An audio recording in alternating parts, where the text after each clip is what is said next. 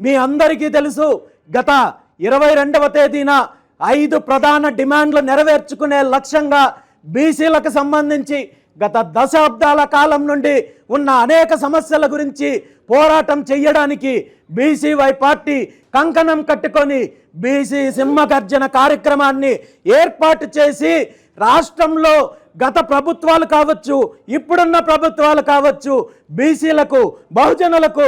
ఏ విధంగా అన్యాయం చేస్తున్నారో, ఏ విధంగా ఇచ్చిన మాటలను హామీలను తప్పి వంచే ప్రయత్నం చేస్తున్నారో వాటి గురించి వివరించి భవిష్యత్తు ఉద్యమానికి ఏదైతే ప్రకటన కార్యాచరణ ప్రకటించామో ఆ ప్రకటన తర్వాత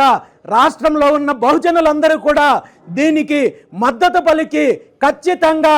ఈ డిమాండ్లను నెరవేర్చాల్సిన బాధ్యత ప్రభుత్వం పైన ఉంది అని చెప్పి చైతన్యం తీసుకొచ్చే దిశగా ముందుకు వెళ్తుంటే ఈ డిమాండ్ల పైన ఏమాత్రం స్పందించని ప్రభుత్వము, ఏమాత్రం స్పందించని తెలుగుదేశం పార్టీ,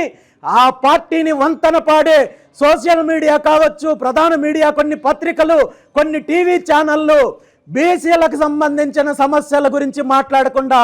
నా మీద తప్పుడు ఆరోపణలు చేసే ప్రయత్నం చేస్తూ ఇక్కడ కూడా ప్రజలను తప్పుదారి పట్టించే ప్రయత్నం చేస్తున్నారు. ఆ రోజు నేను మాట్లాడిన మాటల్లో చాలా స్పష్టంగా రాష్ట్రానికి సంబంధించిన అంశాలపైన, రాష్ట్రంలో ఉన్న సమస్యలపైన మాట్లాడాను తప్ప వేరే ఏ ఒక్క అంశము మాట్లాడినప్పటికీ కూడా అనేక రకాలుగా నా మీద తప్పుడు ఆరోపణలు చేసే ప్రయత్నం చేశారు. అందులో ముఖ్యంగా తెలుగుదేశం పార్టీ కావచ్చు, ఆ పార్టీ ఎవరైతే నారా లోకేష్ నాయుడు ఆధ్వర్యంలో నడుస్తున్న ఐటీడీపీ లాంటి ఏదైతే కుట్రలు కుతంత్రాలకు పునాదులు వేసిన సోషల్ మీడియా కావచ్చు, అదేవిధంగా సన్ ఆఫ్ కేర్ ఆఫ్ లాంటి అడ్రస్లు తెలియని కొన్ని యూట్యూబ్ ఛానళ్ళు కావచ్చు, కొన్ని పత్రికలు కావచ్చు, కొన్ని టీవీ ఛానళ్ళు కావచ్చు, నా మీద నేనేదో కుట్రలు చేశానని, నా వెనక ఎవరో ఉన్నారని, ఏదో పార్టీ ఉందని, ఏదో నాయకుడు ఉన్నారని అనేక రకాలుగా కుట్రలు చేసే ప్రయత్నం చేస్తున్నారు. ఇది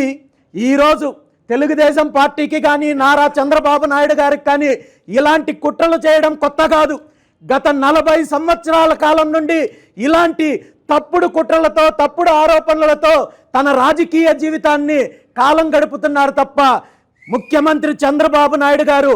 ఏ రోజు నేరుగా రాజకీయాలు చేసింది లేదు. ఇలాంటి తప్పుడు ఆరోపణలు చేయడము,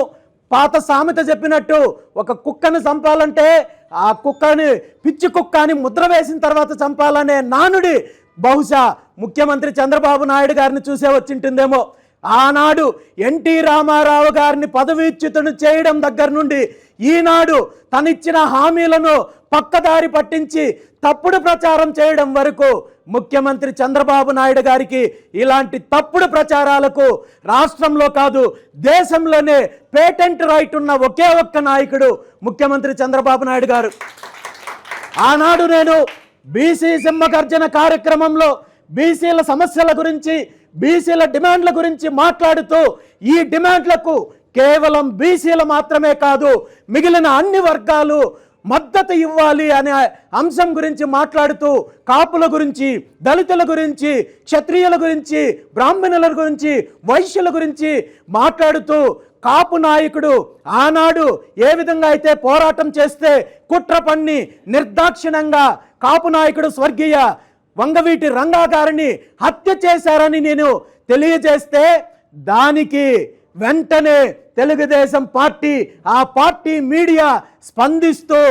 వంగవీటి మోహన్ రంగా గారిని చంద్రబాబు నాయుడు హత్య చేశారు, లేదంటే తెలుగుదేశం పార్టీ హత్య చేశారని చెప్పి రామచంద్ర యాదవ్ ప్రకటన ఇచ్చారంటూ నా మీద తప్పుడు ఆరోపణలు చేసే ప్రయత్నం చేశారు. నేను ఆనాడు చాలా స్పష్టంగా తెలియజేయడం జరిగింది. బహుజనుల కోసం, అన్ని వర్గాలను ఏకం చేయడం కోసం ఆనాడు వంగవీటి రంగా గారు పోరాటం చేస్తే కుట్ర పన్ని కొన్ని పార్టీలు, కొంతమంది నాయకులు ఆయన్ని హత్య చేశారంటే ఆ పార్టీ మాదే, ఆ నాయకుడు మావాడే అంటూ తెలుగుదేశం పార్టీ గగ్గోలు పెట్టుకుంటూ ఈరోజు అనేక రకాలుగా నా మీద ఆరోపణలు చేస్తున్నారంటే మీకు మీరే సర్టిఫై చేస్తున్నారు. వంగవీటి మోహన్ రంగా గారిని చంపింది తెలుగుదేశం పార్టీ, చంపింది చంద్రబాబు నాయుడు అనే విషయాన్ని నేను చెప్పడం కాదు, తెలుగుదేశం పార్టీ చెప్తున్నారు. ఆనాటి నుండి ఈనాటి వరకు ఎవరైతే తెలుగుదేశం పార్టీకి ఎదురు తిరుగుతారో, ఎవరైతే రాష్ట్రంలో ప్రత్యామ్నాయ రాజకీయం కోసము వీళ్ళ యొక్క దోపిడీని ఎదిరించడం కోసం ముందుకొస్తారో, ఏదో విధంగా కుట్రలు పన్నుతున్నారు, కుతంత్రాలు పన్నుతున్నారు అనే విషయానికి ప్రత్యక్ష ఉదాహరణ అని ఈ సందర్భంగా తెలియజేస్తున్నాను.